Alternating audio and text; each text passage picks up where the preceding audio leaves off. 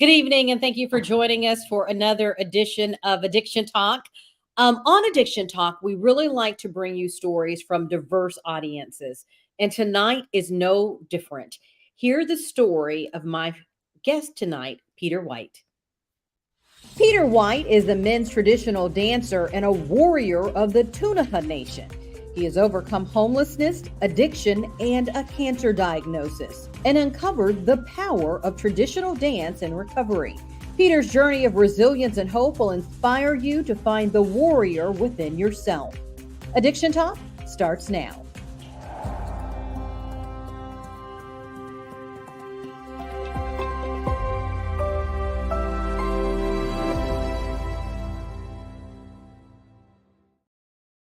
And joining us now is Peter White to share more of his story. And Peter, I'm really excited to talk to you tonight because we really want to share stories from all communities. And so your story in particular, I think, will touch so many lives. And so we thank you for joining us. And where are you joining us from tonight?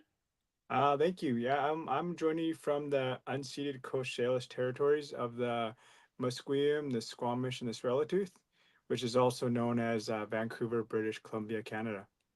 Wow.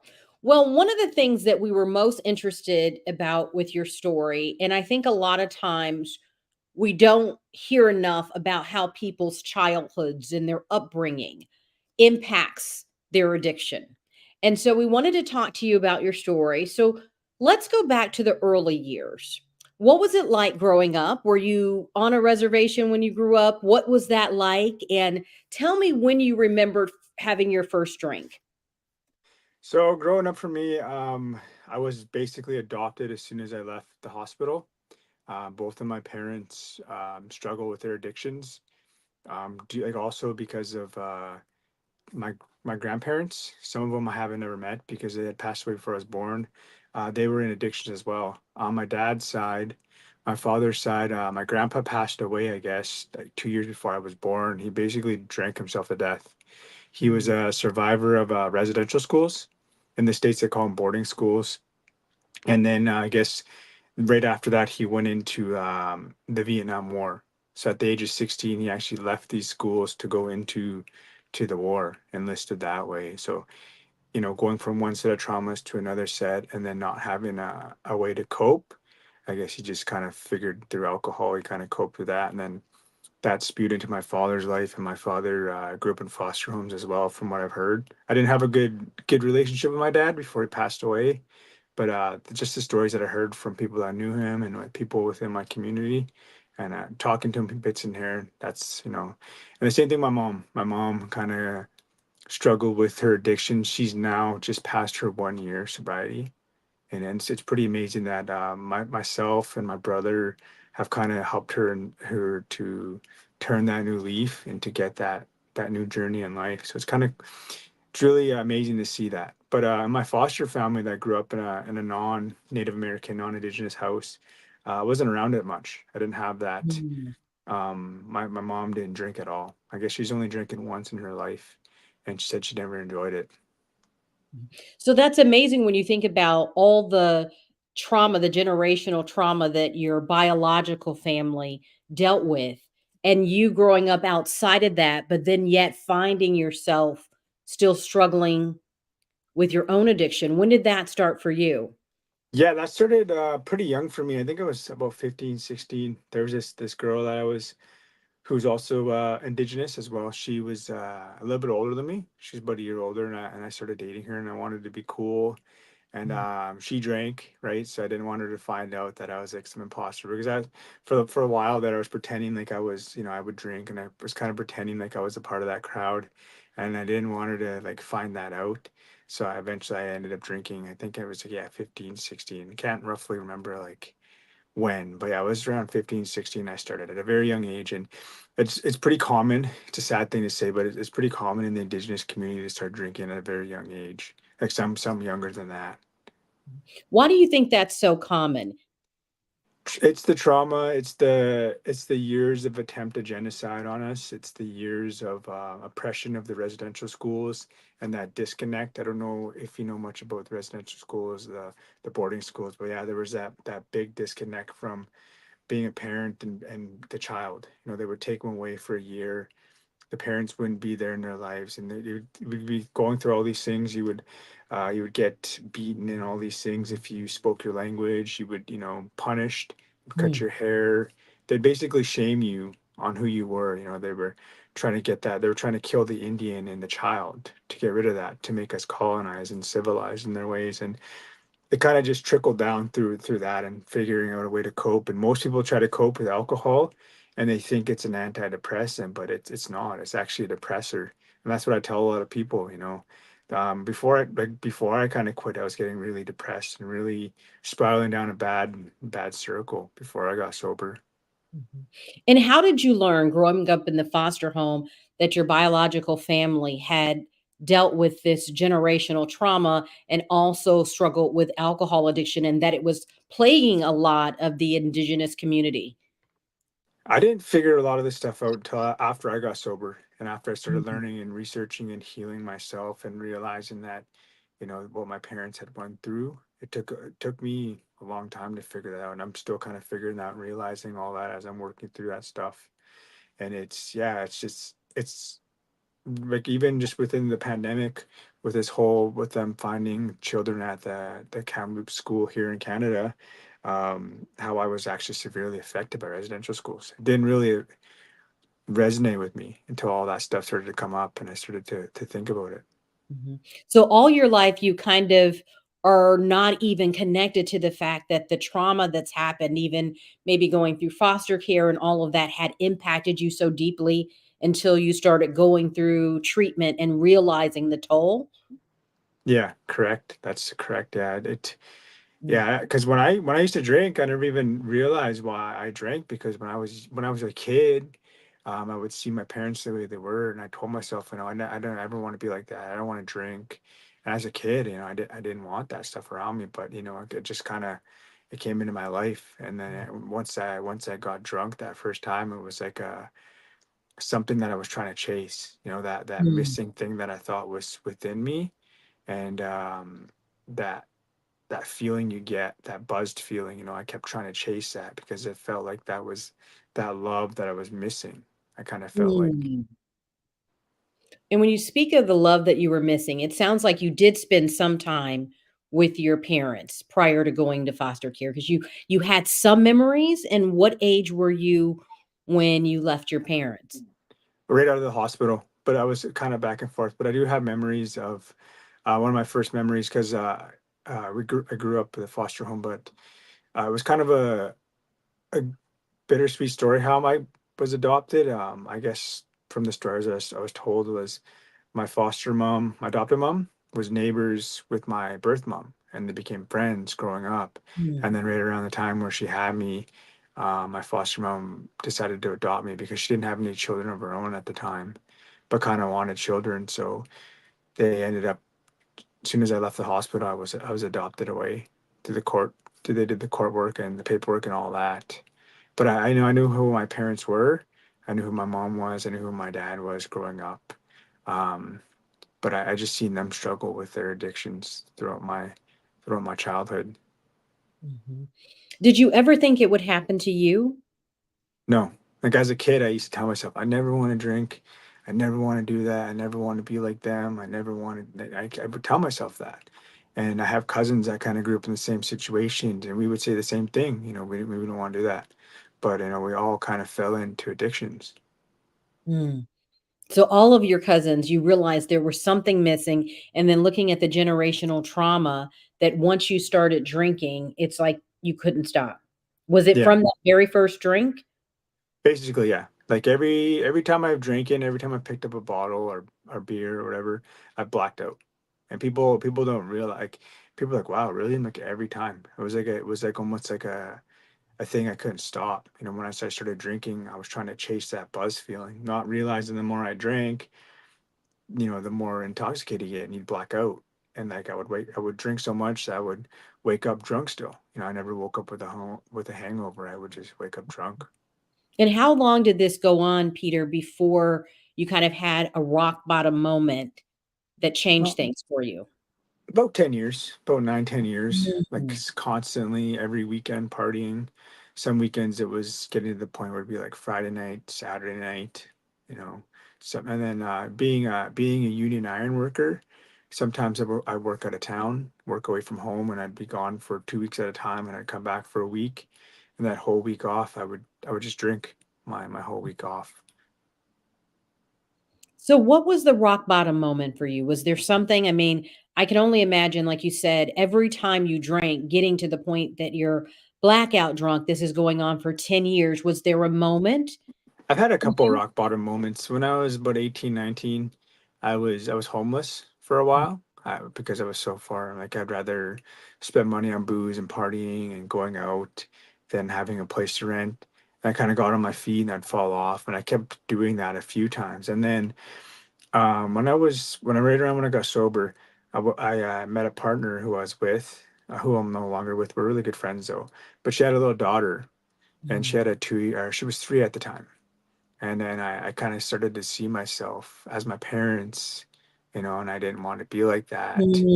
And I Mm. kind of wanted to be a better role model for her daughter and for the younger one. So that kind of was what really struck me to get sober and to figure out, a change of plans. Mhm. What was the first step you took to get sober? Oh, that's it's so hard. It's I never did the typical, 12-step program. I kind of just knew that I didn't want to be that person. So I kind of started going to the gym. I got a personal trainer. I started to change my life around that way. And it was kind of like it was all aligned, it felt like for me, because my trainer that I had at the time, we had a conversation about alcohol. And he said, "Oh, you'll never feel your best. You'll never be the best shape in your life if you're drinking." So he's like, "You should just give that up." And I kind of explained to him how I was thinking about giving it up already. So I kind of just took that as another sign to quit. And yeah, that's one thing I started to do was focus on working out and like getting myself tired that way. And then on the weekends, I would go to a later movie. So when I came out of the movies, I'd be tired and I didn't want to drink, so I would just go home and sleep. So I kind of just tried to trick myself those ways. Wow, so you did this all on your own? Yeah, yeah. Basically, yeah, just all on my own. I didn't do the 12 steps. I had haven't really done much at AA. I go once in a while to support friends, but yeah, my route was kind of different from other people. I just knew that I needed that change, and I knew that I wanted to quit. Mhm. Why do you think you were able to do it on your own? Do you think it was like an internal strength? Do you think that just having that moment with the little girl of the woman that you were dating at the time, seeing that and realizing that you were on the same trajectory as your parents, was that enough or what was it? Do you feel That had a lot of play in it, and then also, as indigenous people, we're very spiritual people. So, we believe in prayer and things like that. And there had been people in my community, like relatives, that had prayed for me in ceremony and things like that. And I just think the accumulation of their prayers and then thinking about what my ancestors had gone through, all the things that they had fought for, and a lot of them had fought with their whole lives for me to be here, for me to just throw it away Mm, on these things that weren't even doing me any better. All the accumulation is just all that I think kind of just gave me that strength that I needed to overcome it. mhm. Wow, that's pretty powerful, and just to know that they were, you had people praying for you. Were you living within the community during this time, or were you coming back and forth, or how did they have the opportunity to kinda pour into your life? No, I just had some relatives reach out to me after I had posted on my social media that I think I was like my fourth year sobriety, 3 years, 4 years. I had an auntie say that they would always pray for me and my brothers in ceremony, and my Mm, relatives that we'd get sober one day. We'd wake up and realize that it's not doing us any justice, and that kind of made me think about it too. That extra strength and that prayer, and I think that's what really helped me in the beginning, gave me that strength. mhm. How were you able to tap into, I'm really fascinated by the fact that not only did you find the strength and courage to stop on your own, but you also realized that there was something you were chasing, that there was a love void, I think you mentioned it, that was one of the reasons why you drank. How did you come to that revelation? After I started healing more and thinking about it and realizing, and it just kind of comes to us, I guess, as in prayer, different forms we believe in, and just recent, actually was just recently, like within the last couple of years, I kind of realized all these things, and they come to me like that. It's just you have a thought, and it's just it's a kind of almost like an epiphany. A light turns Mhm. on. Like when I quit drinking, a light just turned on. Like my last time, I remember the last time I drank too, just a light snapped, and I just knew it wasn't for me anymore. So it was like a light bulb moment. And Yeah. then how did you deal with the emotions? Because I know you stopped drinking, but yet you still had the trauma and the things that you'd been through. How did you process all of that? So for the longest time, for my first 3 years of sobriety, um, it just felt like something was missing in my life, and then powwows. There's a lot of powwows. Or I kind of when I was younger, I used to go to them. My brother's grandpa and grandma would dance, and I would go and see them. And I started dancing a little bit as myself as a kid, and I kind of felt like I needed to do something on the weekend. So I started going to powwows, and I was like, oh, I was sitting in the crowd watching, and I was like, oh, I kind of miss that. What maybe one day I'll do that. I was thinking to myself. So I just kept going on weekends because there's powwows all every weekend almost. And not too long after, I was diagnosed with cancer in my right foot, a tumor. And as I was leaving that cancer agency, I kind of another thought just came to me, and it was like, wow, it's kind of my maybe I should start dancing. Maybe this is my call. I should start reconnecting with culture and dancing powwow and Mm. doing those things. And that's through that journey of dancing and healing and meeting people and traveling throughout North America, that's kind of given me more of a realization of everything. That's really helped me on my journey. Speak about that, reconnecting to culture, because I know you said, having that where you feel like there's something missing. Do you feel that the way you grew up, you weren't as connected to culture, but being able to connect to that gave you more of a sense of purpose or understanding of who you were that helped you through this process? Yeah, that's exactly what happened. Because as a young kid, I was living in my community, and around I think it was 8 or 9, we had moved away. We moved to a new town. My foster grandpa got really sick. He was diagnosed with COPD, and so they needed a better medical center that was for him to help him with his things he needed to do. And then as we moved away, there wasn't very many. I wasn't close. I didn't see any around me, indigenous people. So it kind of wasn't cool to be like that, and culture wasn't cool. I grew up around a lot of non-indigenous people, a lot of South Asian people, and that's where that disconnect happened because I didn't grow up Mm. already. I wasn't growing up speaking my language. I didn't really grow up with customs. I didn't really grow up in ceremony and our ways of life. So that's that disconnect. And then as I started to dance and learn these things, I started to learn my language, and I'm slowly learning it, and I'm learning new things. And I'm learning about the history, and that's that reconnect of, those roots. Mhm. In that reconnect, have you been able to reconnect with your parents? I know you mentioned about your mom trying to get her help, and she's Yeah. now, I think you said 1 year sober. Did this lead you back to your family? Yeah, I've always known who they are, and I've had a relationship with my mom on the most side, not my father.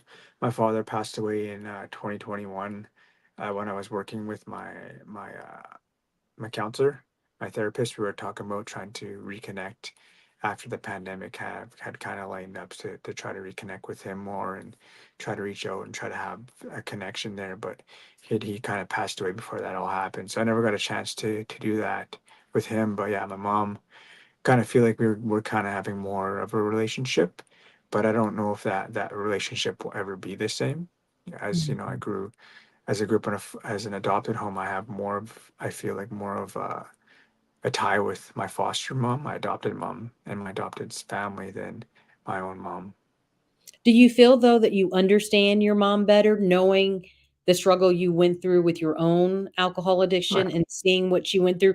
Did that give you kind of a level of empathy, or how did Yeah. that impact how you felt about some of the decisions she made, her and your dad made during those times? Growing up as a kid, I didn't really understand it, and I had a lot of hate and a lot of anger and a lot of frustration, like not understanding why. and I felt like I wasn't loved.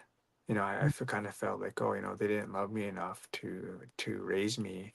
But as I started to get sober and I started to realize and work on my own trauma and just learning about history and things like that, it really, yeah, I look at things with a lot more empathy, and with the thought of, they were doing the best of what they could with what they had. They didn't, themselves, they didn't have the best childhood. They had rough childhoods as well. And it's not an excuse for them, but it was just me trying to look at it, in a softer light, basically. Mhm. And you also mentioned therapy. So was there at a point, I know you talked about the healing through the powwow and reconnecting with your culture and just having this light bulb moment of change. When did you reach out to finally also get some therapy? During the pandemic, I think it was 2020, 2021, right around there. I I was starting to get suicidal thoughts. Before I got sober, I was starting. I've actually had suicidal thoughts, and I tried to take my life once. And Mm, then I was starting to get them again, and I knew that's not healthy. And I do a lot of learning, and I listen to a lot of doctors, and I read a lot of books, and I know that when you suicide is never the answer, because when we think when we're committing suicide, we think we're ending that pain, but we mm, don't realize that we're just passing that pain on to everyone we know, and it 10 times folds onto them. So the pain that I have is going to 10 times fold onto everyone that I know and everyone I've affected and everyone that has ever met me. They're going to feel really bad, because they're going to say, oh, how come I never reached out to him? How come I didn't see the signs? How come he didn't come to me? That pain will be a lot more heavier on them than it was on myself. So I kind of just knew that I needed to get that help, and I needed to not spread that pain. I needed to end that cycle with me. mm. Wow. Being able to be that insightful, I think, just to see, how that pain can transfer and to get help, but not only just seeing the strength that you've had.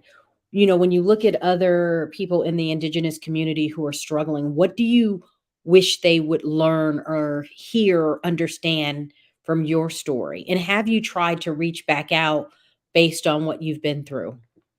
Yeah, on my social media, on my Instagram and my TikTok and a lot of my posts, I try to be uplifting. I try to be motivational, and I try to be positive with things. And I honestly believe, one of the things I believe is that everything happens for the right reasons. And sometimes we may not be able to see it right now, but somewhere in the future, it'll unfold and it'll show itself why. And the things we pray for, whoever, because everyone has different beliefs in who they believe in, but our prayers are always answered, but they're never answered in the way that we want them. you know we pray for something, and say you pray for patience. Well, you're going to get tested in a different way. Being patient, you're going to get stopped by a train. You're going to hit every red light on the way to work. On the way home, you're going to get red lights. These things that are coming into our life, they come in forms that we don't like, but it's what we're praying for. So that's one thing I would like to show them, that their prayers are being answered. They're just not being answered in the way we expect them to, and they never will be. Mhm. And do you think that not enough people in the indigenous community have access to resources and help and really understanding that this is a result often of the trauma? You talk about the loss of identity and everything, that the indigenous people have gone through. Do you think there's not enough people raising the alarm that there needs to be more help? I think so, because there's not a lot of people that look like them. You we connect. We're tribal people, no matter what. And when you don't see people like you in certain positions, in certain spots, you don't think that could ever be you, and you don't have that true connect with someone. And I do feel like there's not, but that's in time there will be, as we Mm, slowly heal and keep moving forward. And eventually there will be more people like that, but at this time I kind of feel like there is a little bit less than there could be. mhm. And do you see people around you still struggling? I know you go to the powwows and things like that and have made a point to really connect with your community. Do you still see a lot of people struggling? Oh yeah, I see a lot of people struggling. I don't live too far from East Vancouver, East Van, and it's like a known place as Skid Row. They call it. They call it Skid Row, and like even Snoop Dogg has tweeted about it. How these people on the street they just use, and the government allows them to use like right out in the open, use drugs, hard drugs, Mm, it's a lot of it is indigenous people. A lot of them are the people from the community, and you just still see that hurt and that trauma and that cycle in there. But there are a glimpse of that light where one day our ancestors' prayers will be answered. Our prayers, my prayers, mm, they'll be answered. But yeah, I kind of feel like there is that kind of lack of that positive representation in the indigenous community, because we do have a lot of people that are in the indigenous community doing massive things, but I still kind of see some of them still struggling with their addictions and their struggles as well, and on that other aspect of life. mhm. Peter, do you see yourself kind of as a light, as someone who made it on the other side? Yes, and at first I didn't. For the longest time I didn't, and now that I meet people through my travels and I see people and people just tell me their stories and how I've affected them and helped them, and I've had even other people who started dancing powwow and their older years as an adult come up to me and say, your videos inspired me to start dancing, to start reconnecting. And that's I do see myself now. But I still try to walk that fine line. Indigenous people, we try not to be super boastful, and we try not to fuel ourselves too much, because that kind of starts to put that egotistical, narcissistic person and other things. So we try to walk on that fine line. I try to remain humble and remind myself, I'm just a person. I'm no better than anyone else. I'm just like everyone else in this world. Mm. But I mean, when I hear your story and what you've done, I can see why people look at you as like a warrior. I mean, the fact that you made the decision to get help on your own to do this for yourself, but then realizing at some point you needed to go to therapy, then going back and helping your mother and her journey to sobriety, then starting your own social media to be a beacon of hope to others within the indigenous community and beyond. I mean, you have done a lot. So when you think back over what keeps you sober, if somebody's hearing your story and they think, wow, he's so strong. I don't have that level of strength. I don't even see how he did it. What would you say to them? And what are the things that keep your sobriety anchored, that keep you going, even in the difficult times?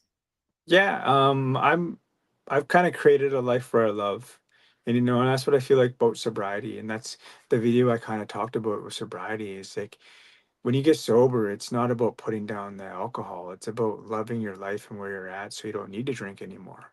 And there Mhm. was kind of lessons I was taught as a young boy by my brother's grandfather.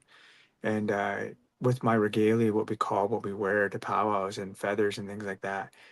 He told me that when I was a young boy, he just said, if you ever start touching alcohol, if you ever do that, you ever go down that way, you shouldn't touch your feathers, you shouldn't touch your regalia, because that has medicine within it, and it's very powerful, and it can hurt you, it can hurt others, and it's not good for that. So I hang my what we call the eagle feathers I wear on my back is called a eagle bustle, and I hang that up in my bedroom, and I have feathers all over my house, and that's a constant reminder of trying to walk the red road, as we call it Mhm. in the indigenous community, and what my ancestors have done for thousands of years, be on that path, that red road.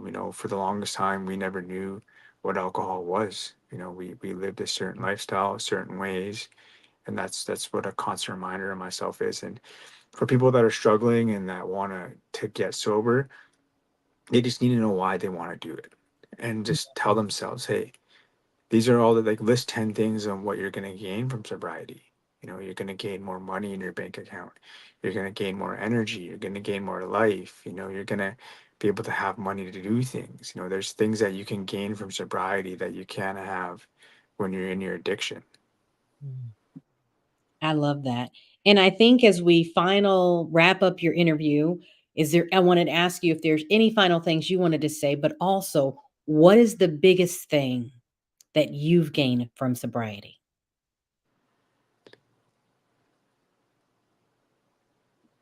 It's a good question.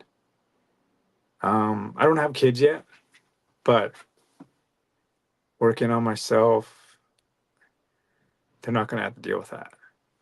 They're Hmm. not going to have to have those struggles that I did. Wow. So, So you broke a generation of yeah, trauma. Like it ends with you. yeah. And that's what keeps me sober as well, knowing that one day when I have kids, they'll never ever have to see that. Yeah, All because you made a choice yeah, to do something different. And that, I think, tonight is such a powerful lesson for everyone who's listening, that, the courage that it takes to realize you have a problem and to do something about it, but to, like you said, get to the point that you create a life that you don't need alcohol, right? That it's a life that you love, and how yeah, reconnecting to your roots and your culture was so instrumental to you. So I want to thank you, Peter, for just sharing your journey and being so transparent. I know that isn't easy.